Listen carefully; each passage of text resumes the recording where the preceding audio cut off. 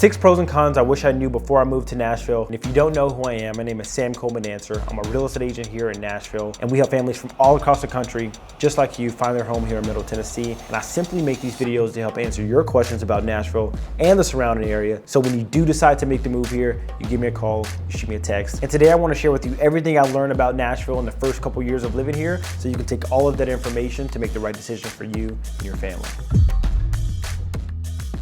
Before we even get started, I want to list some things about Nashville that's driving so many people to this area. Nashville has been voted #1 best city for first-time homebuyers, #1 best place for real estate investment and development, #3 hottest job market in the nation, #3 best city for young professionals, #4 in metropolitan economic strength, #5 for hottest real estate market for 2023, 21.6% population growth since 2010, 75% of the US market located within a 2-hour flight, and over 100 new residents move to Nashville every single day. And I'm running out of breath. But it's absolutely bonkers here in Nashville. Having the 5th hottest real estate market in the country in 2023 is pretty crazy. But what I can tell you is that they're building retail, high rises, apartments, commercial spaces, you name it, developments, we're building it. But even though Nashville continues to develop, the real growth lies on the outskirts of this city like Brentwood, Spring Hill, Franklin, Murfreesboro, Hendersonville, Mount Juliet, which we've created a blog and map tour on some of these areas. You can see those videos linked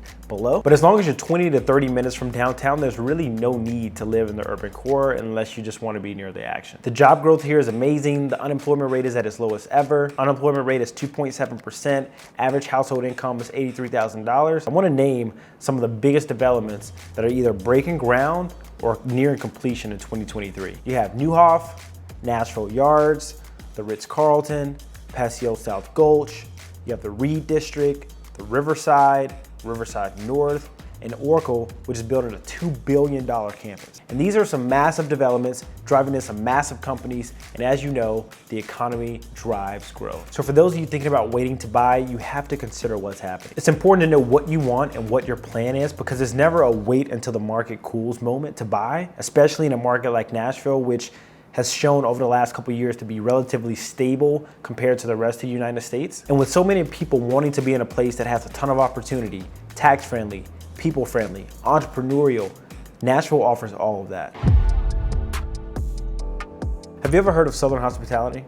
Well, there's a lot of that here in Nashville, Tennessee. You'll be driving down the street and people just wave at you, smile at you, open a door for you. Yes, ma'am, no, ma'am, yes, sir, no, sir. In certain neighborhoods that are super walkable and family oriented, you're gonna see the same people. You're gonna run into them at the farmer's market, at the grocery stores, at local restaurants, and you're just gonna become friends with these people. This is a big city with a small town feel, so don't be surprised if your neighbor gives you a call and say, hey, do you mind rolling my trash out to the end of the driveway? You know, we left a couple days ago, we know the garbage truck's coming to pick it up. And don't be surprised if they pick up your packages and put them in your garage for you. I mean, this is just, welcome to Southern hospitality. Like I mentioned earlier, Nashville is a relatively stable market compared to the rest of the United States. So you'll continue to see appreciation. Now, we won't see 18 to 24% appreciation like we saw over the last couple of years, but you'll still see growth and appreciation in your home. The lowest priced home in Nashville that sold in the last 90 days was $175,000. Highest priced home in Nashville that sold in the last 90 days was $18 million. And the current highest active listing on the market is $15 million. We're starting to see multiple offer situations again with homes that are priced right. So if you are considering buying, right now is a really great time to start the process. Now, of course, interest rates aren't as favorable as they were a year ago, but it's important to have the right team in place to see what other options you have. When we first meet with our clients, I always recommend doing a Smart Start meeting with me and my team to sit down and answer all your questions and do a flyover of what you want and how we can help. And we do this to clear up anything that may cloud your judgment. My schedule is extremely intense right now, but if you'd like to set up a Smart Start meeting, send me a text, shoot me an email, and we'll set something up for you. Metro Nashville Public Schools is one of the largest school districts in the country with 162 schools serving over 82,000 students. You have 4 early learning centers, 70 elementary schools, 29 middle schools, 23 high schools, and 26 charter schools. District rating is a B-. The graduation rate is about 82%. Average ACT is 24, and the average SAT score is a 1210. Now, if you want more information on the public school system and the private school system, we've linked some resources below in the description. You can go in there and take a look, because we know that every family is different and every family has different needs. Now, if you work in the educational field, like I mentioned earlier, Nashville offers a ton of opportunity. Metro Nashville Public Schools employ more than 10,000 people, with almost 5,000 of those people being classroom teachers. Starting salaries for teachers with a bachelor's degree is $48,000, with a master's degree is $53,000, and with a doctorate degree, $60,000.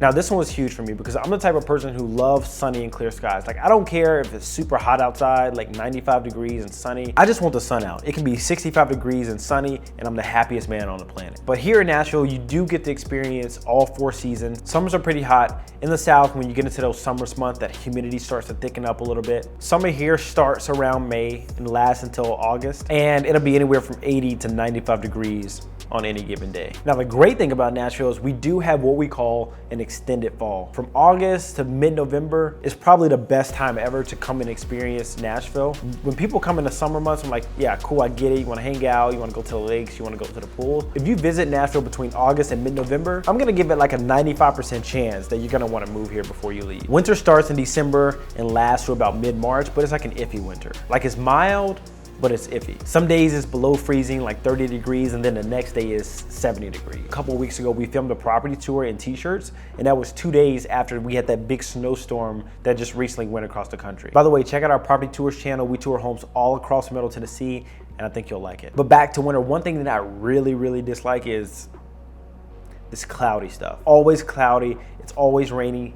Somebody actually said that it rains more in Nashville than it does in Seattle. And I'm starting to believe that because it's like every other day in the winter, it's just rainy and cloudy. And like I said earlier, I'm a guy who loves the sun and I need the sun. Spring starts around mid-March, goes through May, just before summer starts again.